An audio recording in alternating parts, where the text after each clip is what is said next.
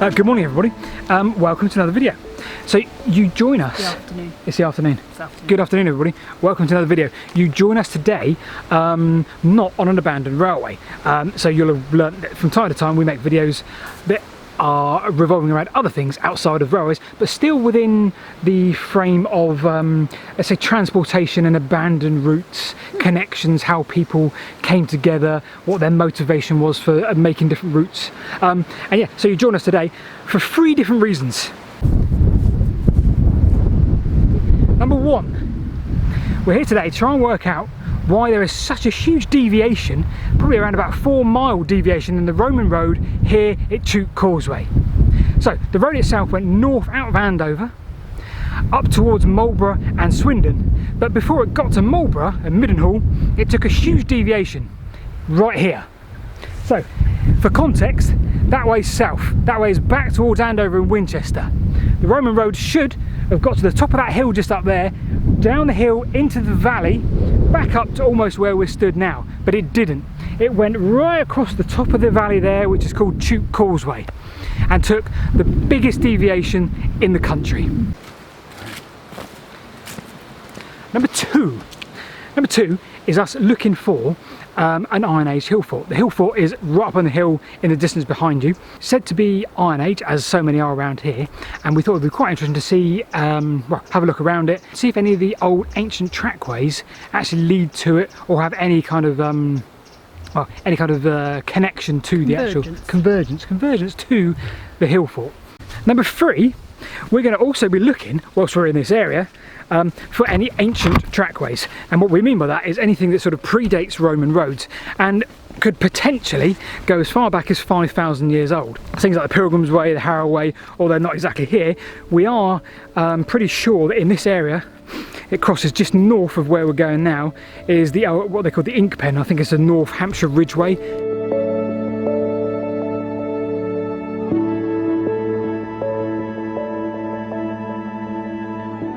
Right, we're still heading down the valley, and for the first time in a little while you really get a feel for one of the biggest reasons we think why the Romans took a massive deviation here, the steepness of this hill. And yeah, it's very tricky walking because it is so steep. So this is one big factor, we assume, of why the Romans took a massive deviation here at Chute Causeway.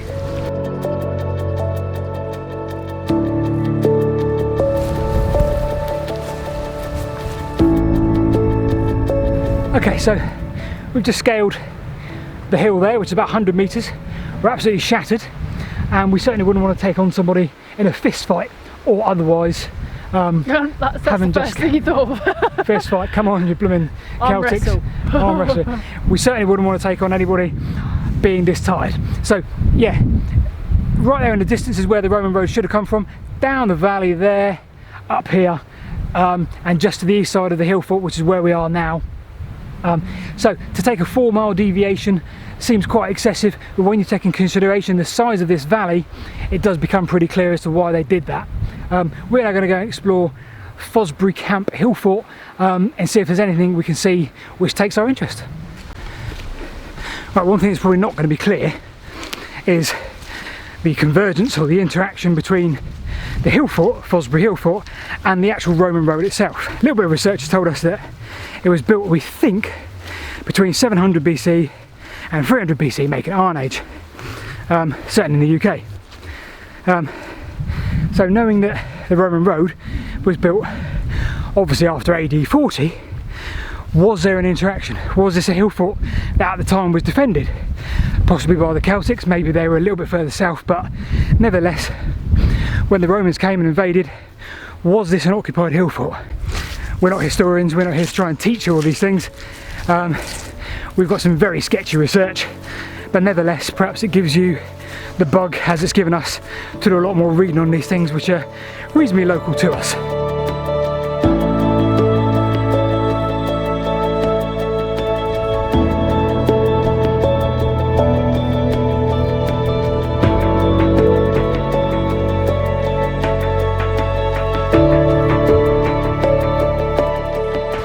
Number 3 is going to take many different forms, because we're aware of the Ink Pen or the North Hampshire Ridgeway. We're aware of Grimm's Ditch, which also went very close to where the Roman road is, near the top of the causeway, and we're also aware of a lot of other earthworks in this area. Earthworks just were scattered all around here. We've just been heading down the hill from up there on what is clearly, that's beautiful, that is a clear old trackway there, and we've come to what it crosses us perpendicular down there, and you'll see clearly defined divot there. That is part of Grimm's Ditch. So that ran almost parallel to the Roman road, or should we say the Roman road ran parallel to this. And as with our other Roman road video we did a couple of months ago, Roman roads often took a very similar route to the old Grimm's Ditch. A Grimm's Ditch, not 100% known, but certainly formed part of some ancient trackways that traversed the country. So this right here was a purpose-built road going back potentially over 3,000 years old.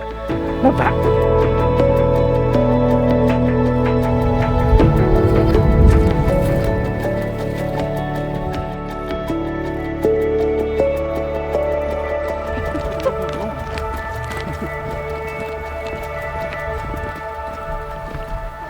Right, so we're on our way to a site called Scott's Paw.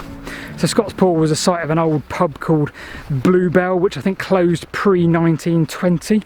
Doesn't surprise you because it's in the middle of nowhere. It's now possibly a gamekeeper's house, but either that or a private house. So we're heading in that direction now. Reason being is because there is an ancient trackway which goes perpendicular to the Roman road. So the Roman road goes around the causeway, however west to east was the ancient trackway called the Ink Pen. It was part of an ancient road network that potentially travelled from down Dorset direction, I think, and again potentially went all the way across to Kent, depending on which route they take.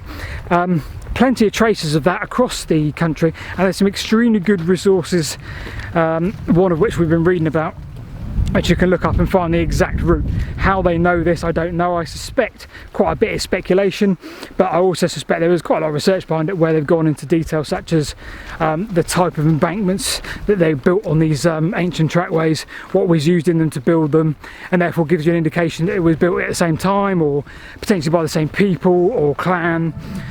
Nevertheless, predated the Roman road. So we're going to go over to Scott's Paw now and see if we can see any remnants of that ancient trackway.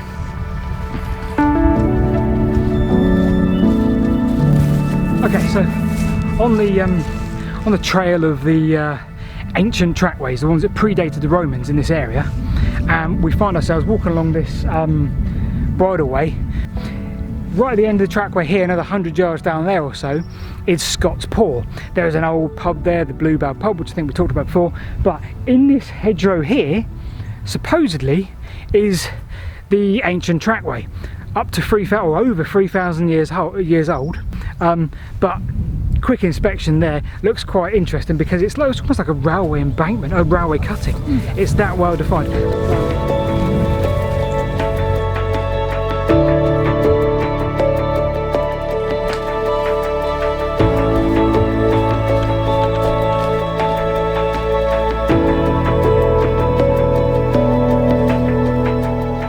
So we picked a random spot to come into the hedgerow just to see what we could see, and this is as good an example of what I would imagine is an ancient thoroughfare, an ancient trackway that I could possibly imagine. Probably 2 meters, 1.5 meters, 2 meters deep. I wasn't expecting this. I was expecting just a slight undulation. This is as good a find today as any day, and I don't know, well, I assure you we picked this spot at random. We just walked up here from Scott's Paw, picked a couple of 100 yards, but it's a bit off the road and would look a bit weird that we're walking into a hedgerow. And here we are in this hedgerow. It's yeah, up to 3,000–4,000 years old.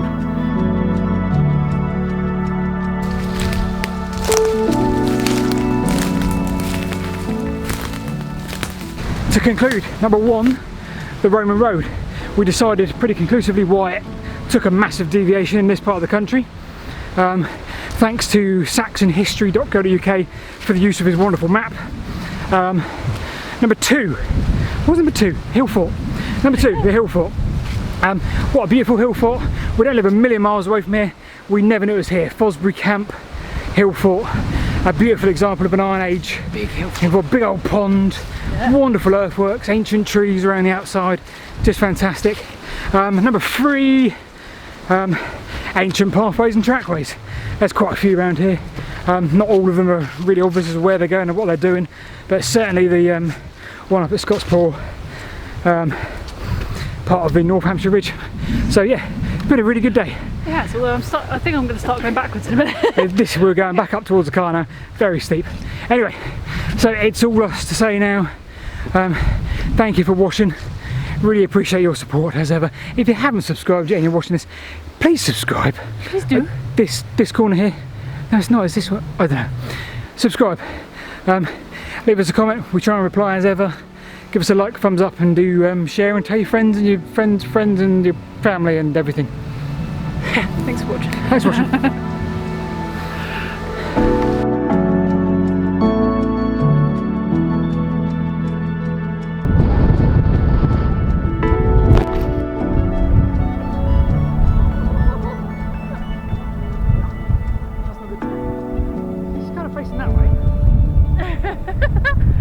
I just heard it and went, oh my god. Are you still alive?